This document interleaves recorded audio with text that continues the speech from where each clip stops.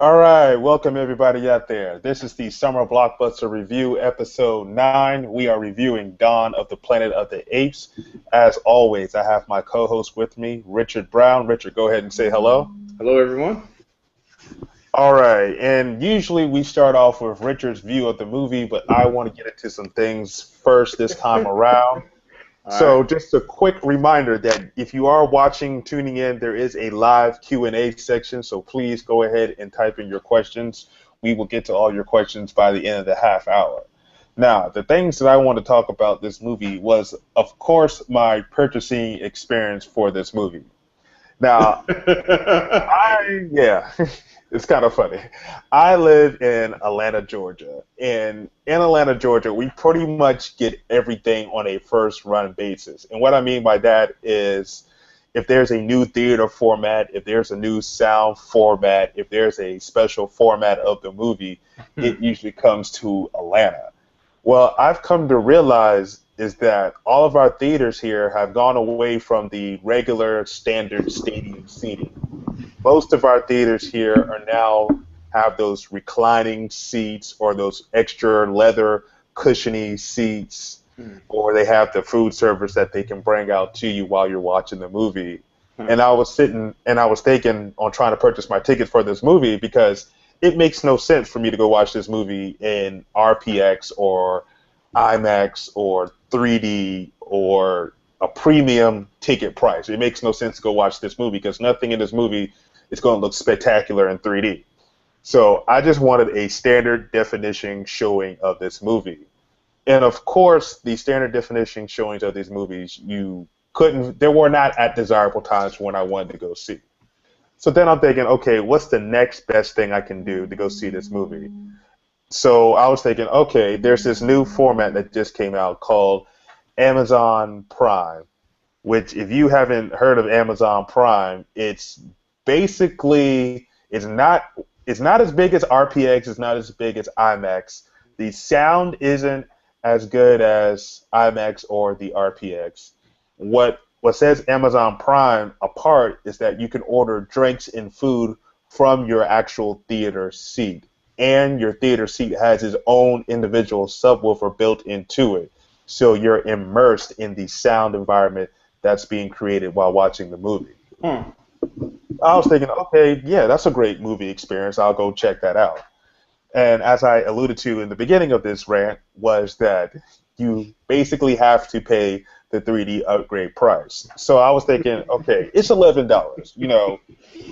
Usually, $11 for a movie ticket in Atlanta, you're thinking that's an excellent price. Why don't you go buy that? But I'm thinking, no, this movie should cost me $8. Why can't I get a standard definition showing of this? Not standard definition, a standard screening of this movie. And I asked the person when I got there, I was like, I want to buy an Amazon Prime ticket, but I don't want to pay for it to be in 3D.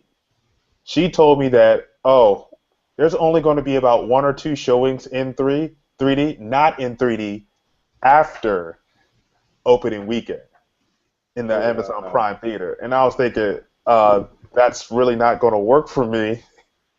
I really want to go see this movie in the Amazon Prime theater, but I don't want to go see it in 3D. So she said, well, we have it in our regular theater that's non 3D.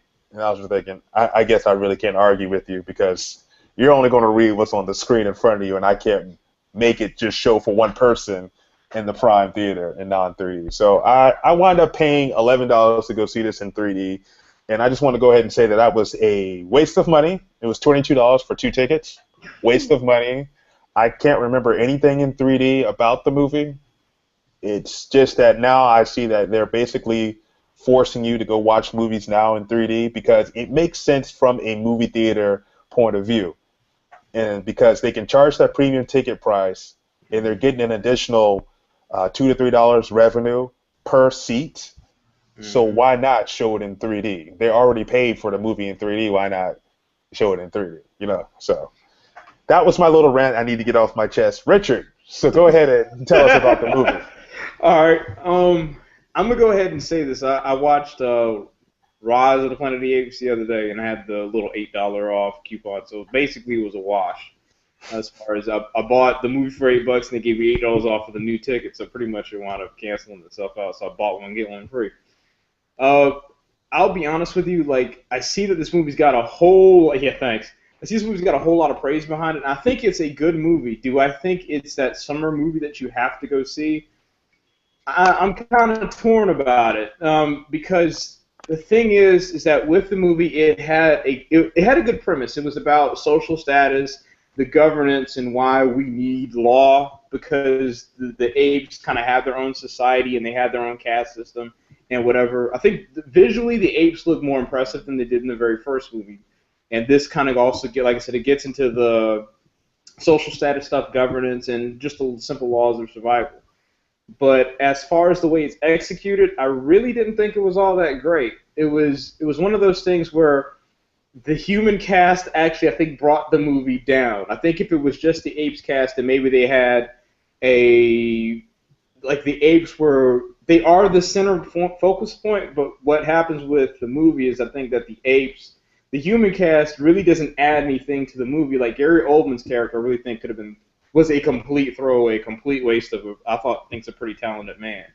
Uh, so for me, it was the movie had a pretty good premise. It was solid in what it was trying to say, but the human cast I think kind of dragged it down a little bit. So it was just kind of a humans were like getting from point A to point B, but everybody seemed interchangeable. No one really gave a performance that was actually even really captivating.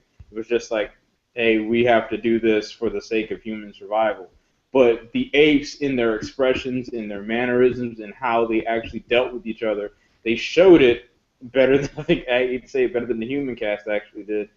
The villain was a pretty solid villain, and the villain is actually another ape named Koba, which was in the first movie. So I think they carried that over very well, and even how things ended in the movie was kind of poetic how it actually went down.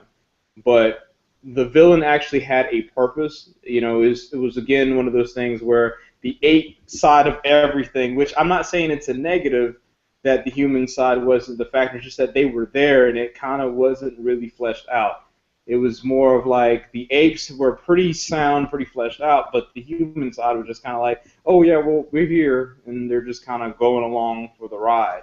So it was, so I liked it. I thought it was a good movie. I would say it's one of those situations where if I'm watching the movie, would I see it with somebody again? Yeah, I probably would. Would I see it by myself again? Absolutely not.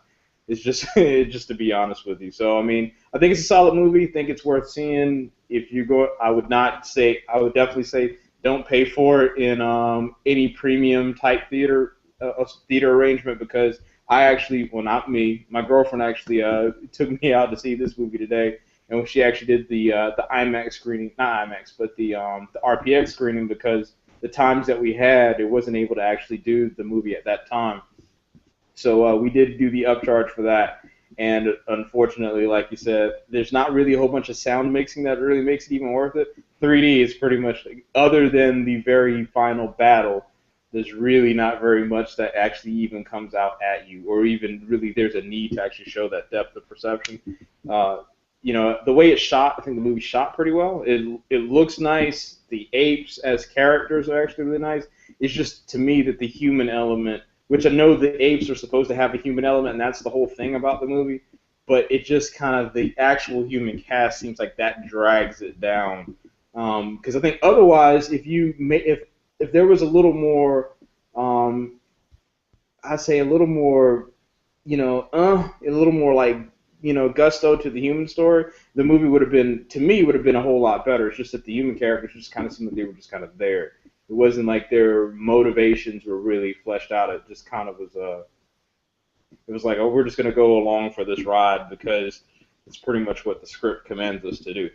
So I mean, like I said, I liked it. It just kind of it was good, not great.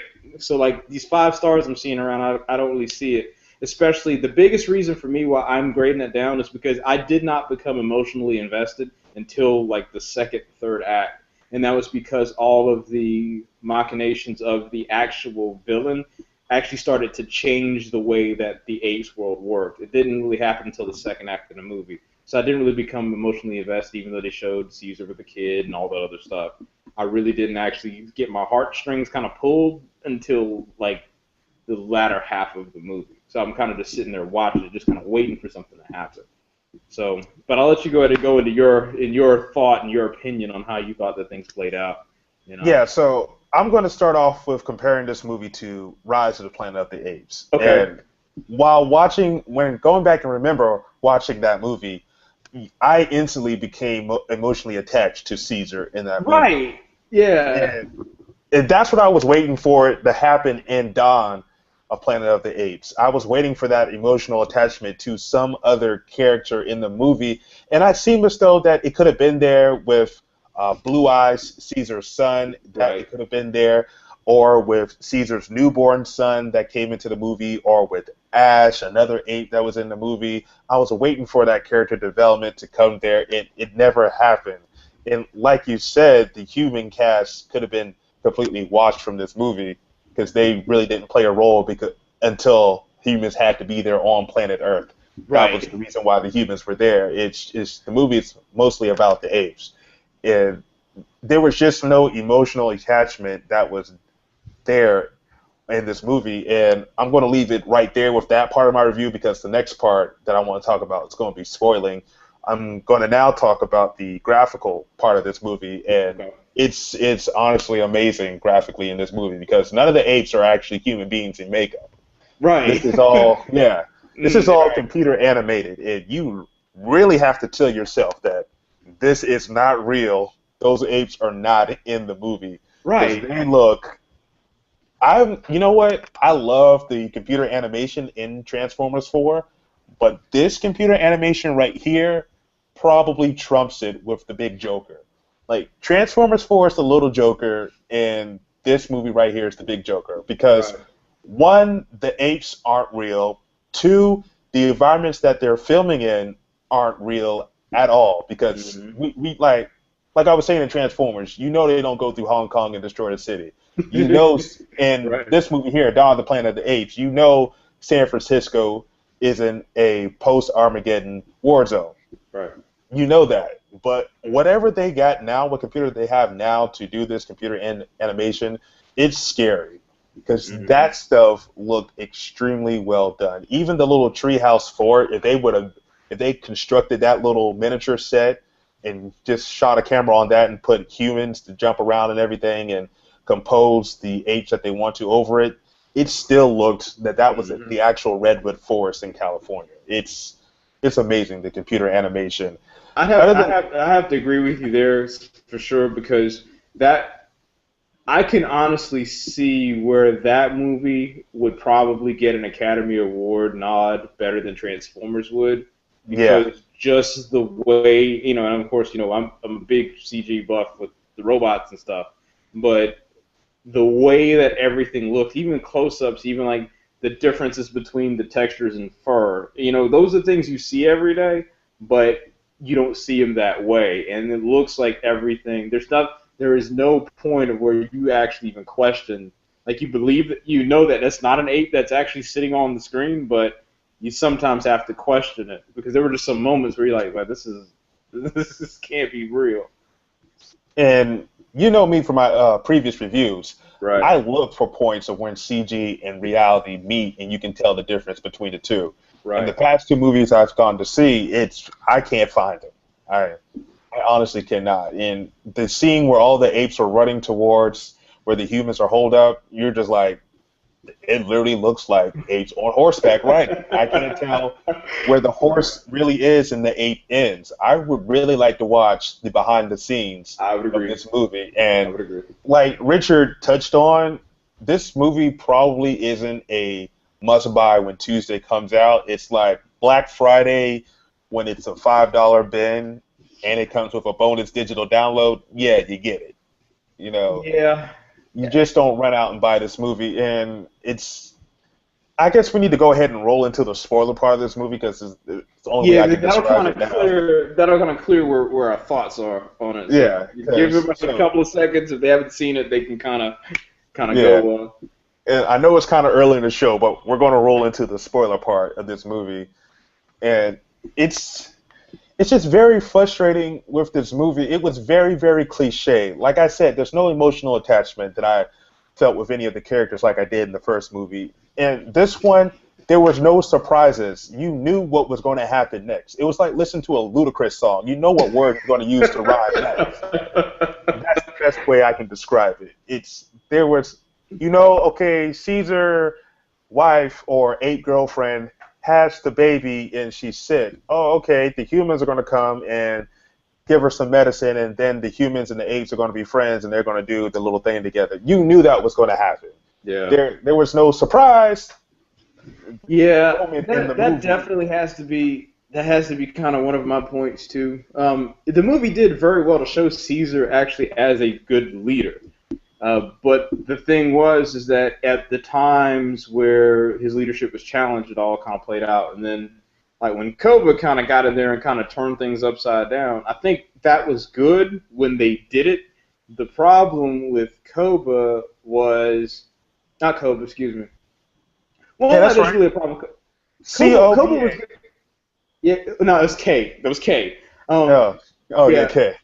So the thing about Koba is Koba actually is the point of where the emotional investment started, is because you knew it really cemented what Caesar actually needed to do for his family, for his people, for all of those things. And Koba, his thing was kind of the opposite, is that everything that he was doing was based on what he has experienced with the human element itself. The other side of that is with the human cast, I never really felt that they had a big motivation. I mean, obviously we know that it was like for them to survive, but it didn't really carry out that well. Gary Oldman's character, to me, like I said, I think was a complete throwaway, because at the end when they got into that standoff, to me I was kind of like, wait, so did he really just get everybody standing right there because he went crazy all of a sudden? It just didn't seem like there was that much emotional tension for him to go to that point. It was kind of like when Anakin turned to the dark side in Episode 3. It was just like all of a sudden he just kind of flipped out and he's like what? Like it just kind of that was my WTF moment in the movie where it was like, wait, so I thought we were able to reason and stuff. And they kind of really tried to throw, I guess, that whole social class bone a lot, because like they're apes, they're not people, or whatever the case may be. And it was like, yeah, but you see that they're able to think and able to understand. So at some point, you have to just cognitively understand that, hey, this is the way that it works. You have a talking ape running at you with a machine gun. Accept it. You have to hit your I believe button at that point in time. So it just kind of felt like there was a lot of resistance, I guess, in the human characters that really wasn't necessary after things came to the forefront. I mean, understand that you had your moments with the dude from Fringe. I forgot his name, but it was just kind of like there never really seemed like that motive.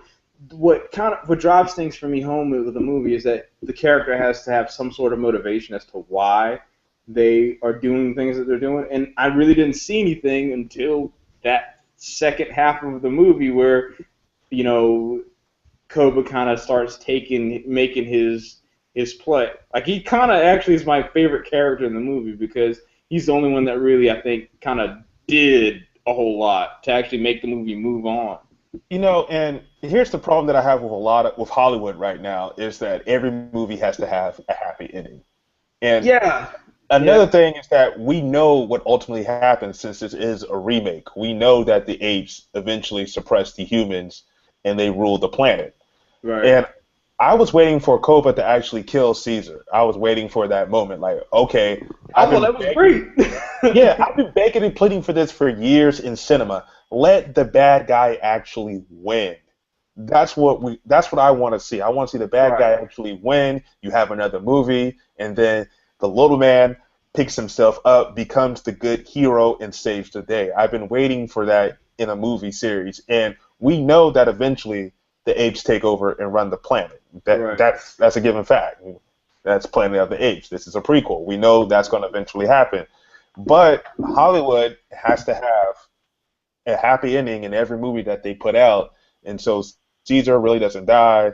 The apes find out that Koba betrayed them, and he was the one that actually shot them. And let's time out right there. So we know we're dealing with apes that have abnormal brain activity that allow them to think and become super intelligent due to the first movie. Here's my problem that I have with that is that the apes grab the machine gun and they're pointing and able to hit the target with their machine gun. Now, anybody who's ever shot even a small firearm knows that to able to draw, point, shoot, and hit your target, it's difficult. Let alone hit center mass of your target.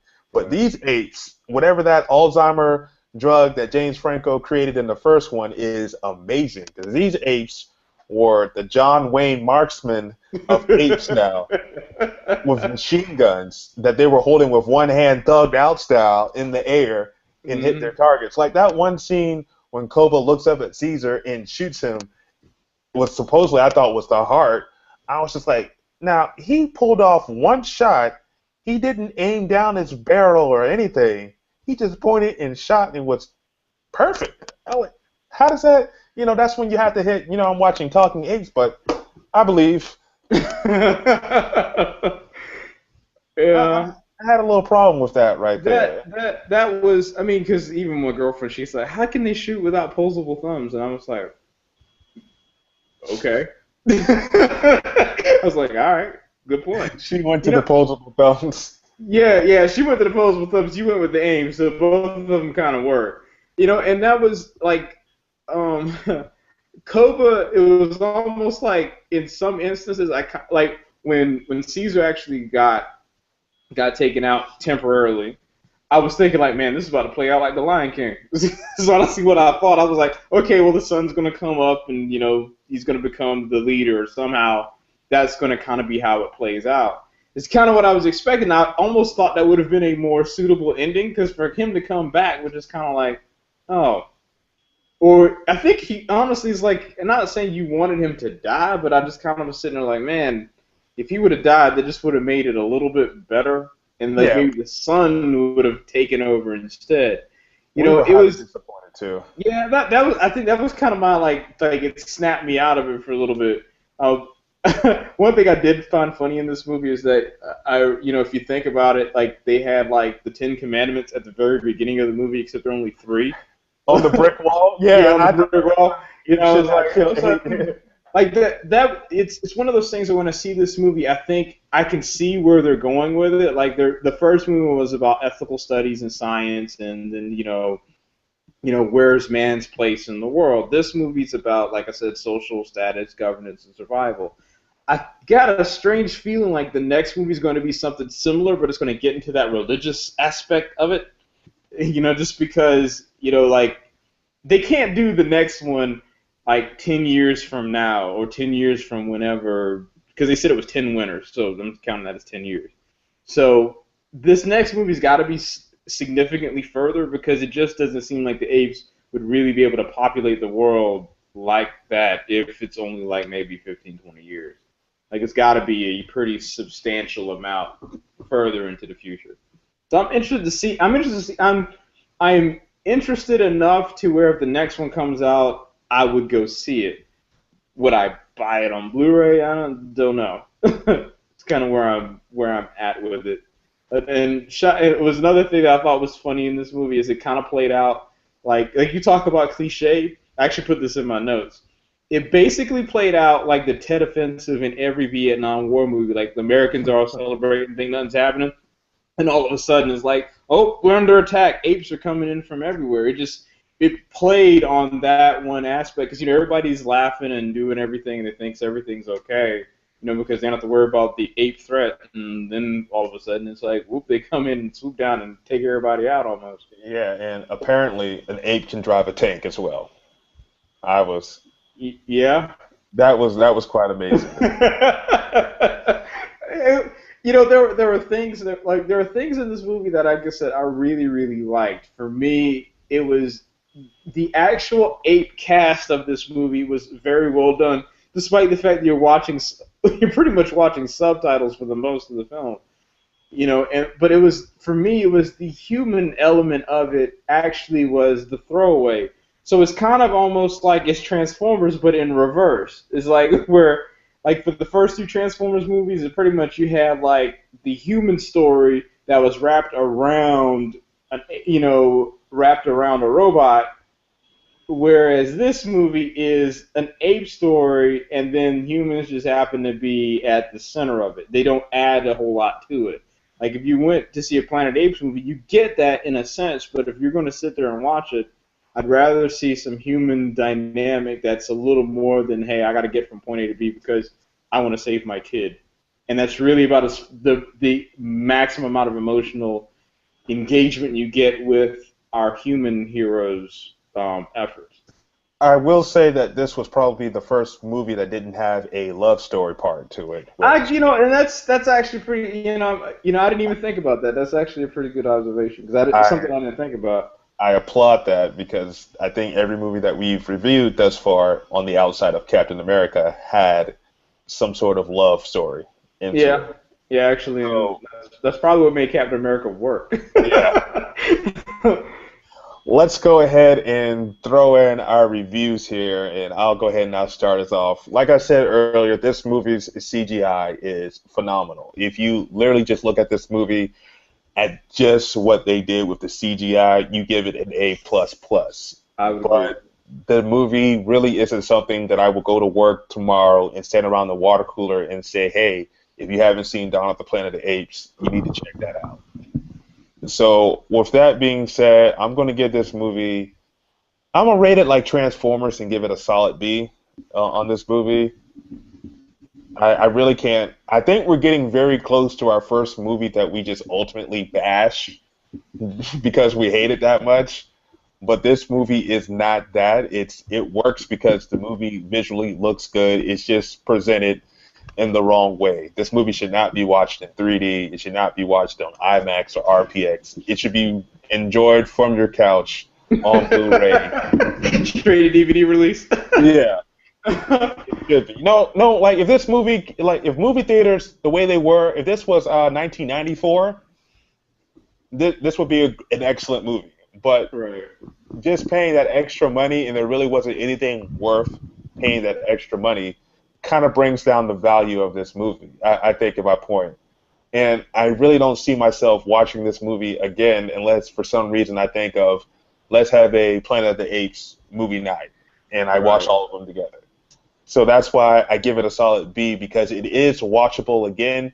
Will I ever desire to sit down and watch it again? No. I'm gonna be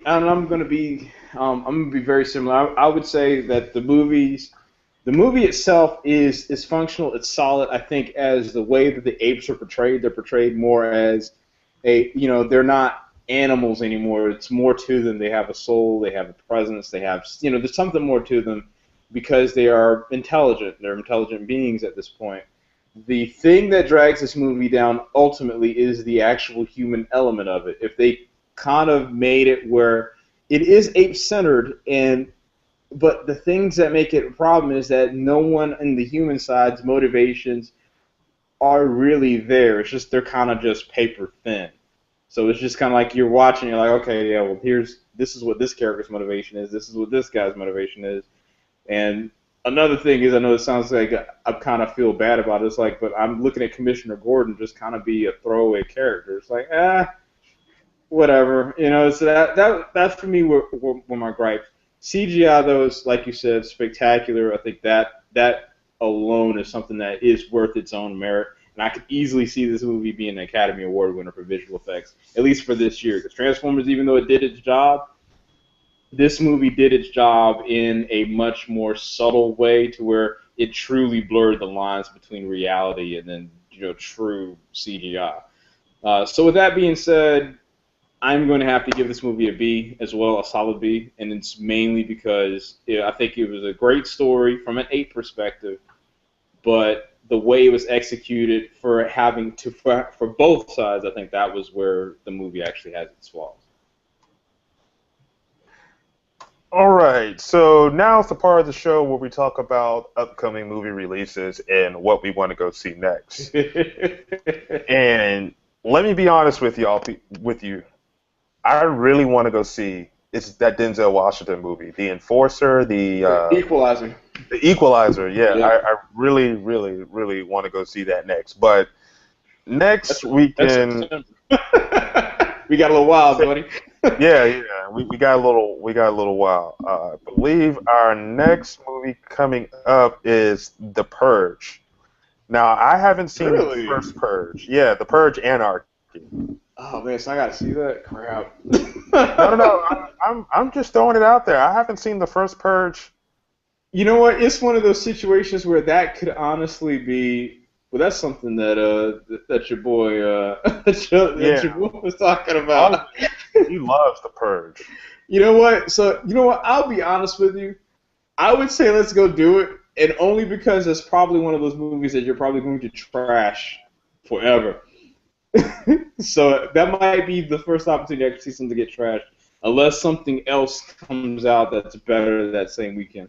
Because when does Hercules come out? Because Hercules hasn't become. Hercules is going to be the weekend after that. You also have coming out next weekend Sex Tape, which I have absolutely no desire to watch. I know there's a lovely lady in my life I think who might want to see that. You might So want to go see it. I'm not saying we got to do the review for that. That's just yeah. So Yeah. Looks it gets kind of weak. after that, I think you got The Purge. I forgot The Purge came out or it was coming out. Got The Purge. You have Hercules, then Guardians of the Galaxy, and Yeah, then so Turtles. I think Turtles. that's a thought. Yeah, that's a thought. No, you know what? That's what I wanted to talk to you about. The same weekend Hercules comes out the movie that I definitely want to watch. Now, What I movie know is that? Lucy. I would rather do Lucy if I was going to do one or the other.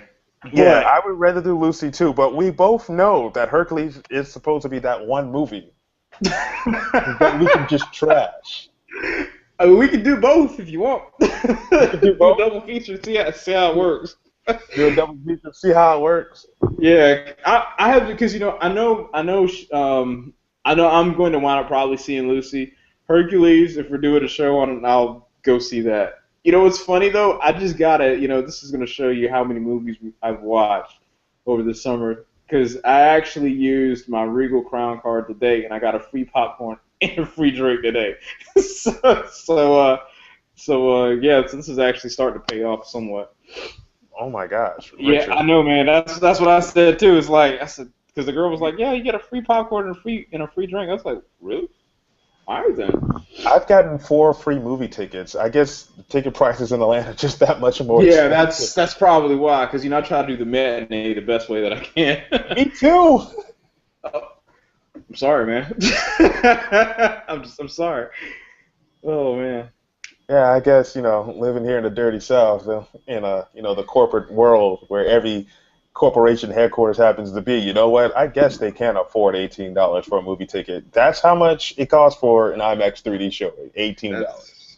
That's so when I go home to Charleston, I'm always like, y'all want to go see a movie? My treat. Because Because I can honestly, yeah, I can take 4 people to the movies in Charleston, and it would cost the same price as 2 tickets here in Atlanta. that is crazy, man. That's. Yeah, it's just ridiculous. It is. So with that being said, so stay tuned. Tentatively, we're going to do The Purge Anarchy. There's no 100% that's going to be episode 10 of Summer Blockbuster Review, but we are definitely going to do Lucy on the 25th of July, Mm-hmm. and we might do Hercules. We're also going to do Guardians of the Galaxy. That's August 1st. Mm-hmm. And we have The Equalizer in September. I know in my last show I said that I was going to kind of cut it off due to football season at the end of the season, At least you're honest but about it. there are several movies that I would like to talk about coming up soon. So let's push that back a little bit. I'm going to have to sacrifice Sunday Night Football. Thank God for DVR. Because there is some actually pretty solid stuff coming out after August kind of rolls it out.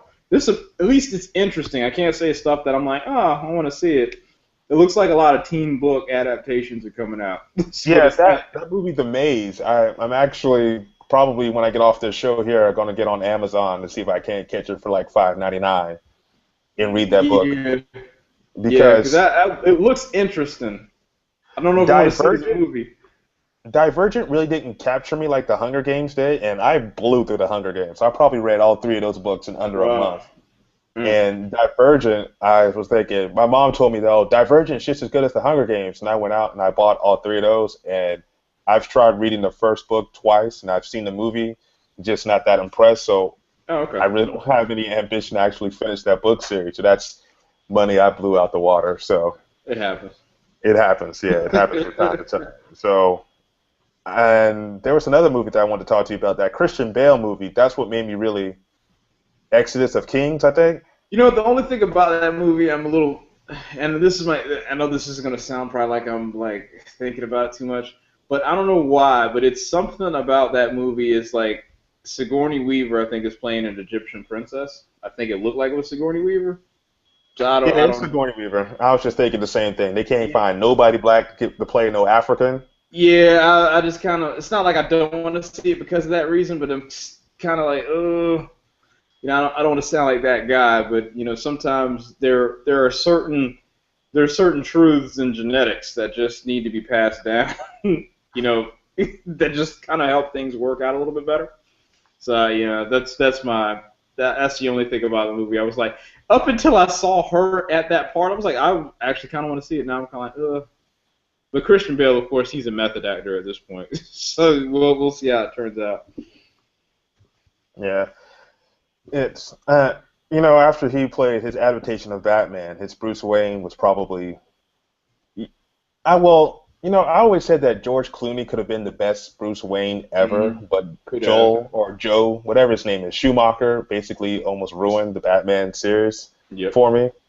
So it Christian Bale's adaptation is probably the best Batman adaptation we're going to get outside of Adam West.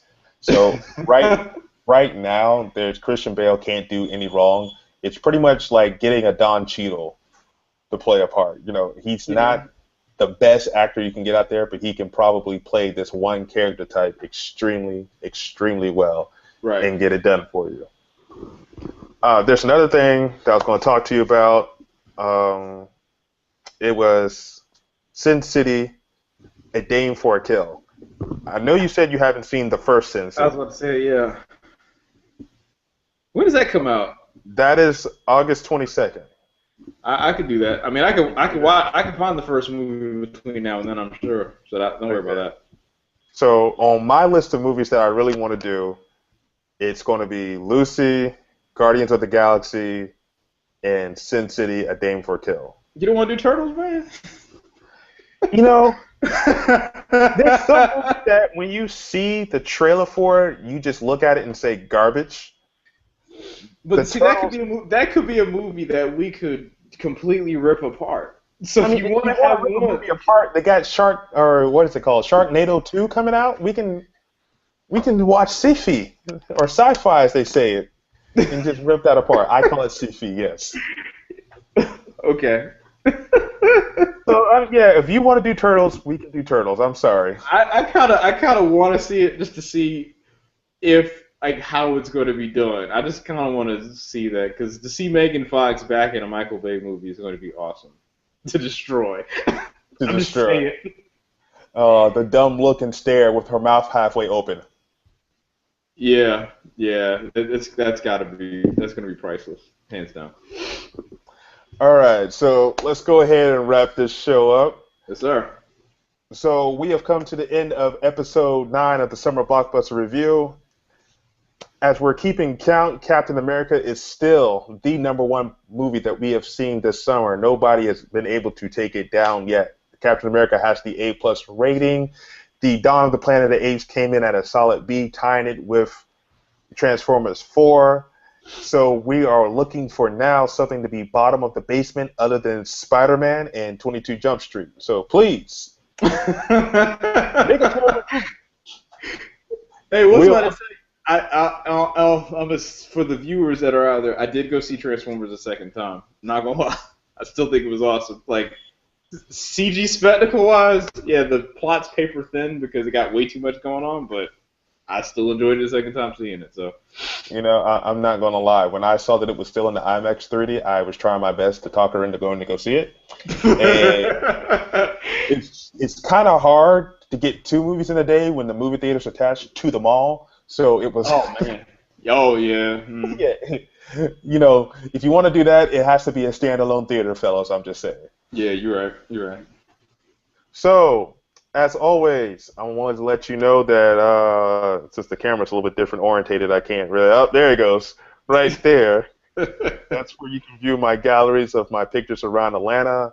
You can also catch me on Google Plus at The Mind of Cube, Facebook, Harry Ezel, and on Instagram at The Mind of Cube. Richard, tell the people how they can find you. G+2 Optimus124 and Facebook.com/Optimus124. You know what? I'm really going to go ahead and get a vanity link for Facebook because that sounds like the thing to do. You know, Everybody's it's doing one it. of the, yeah, they did it very early on when they allowed you to do that and said, screw it, I'm just going to go ahead and do this. I was going to use my Gmail handle, but I didn't feel like it. So, if you know All right. me, Well, once again, I want to thank everybody for watching. This has been concluded. So since there were no questions, that's why I didn't go to that part of the series. So if you email me and asking, well, why didn't you talk about this, I will blast you on the next show because we have a Q&A for a reason. Until next time, be classy.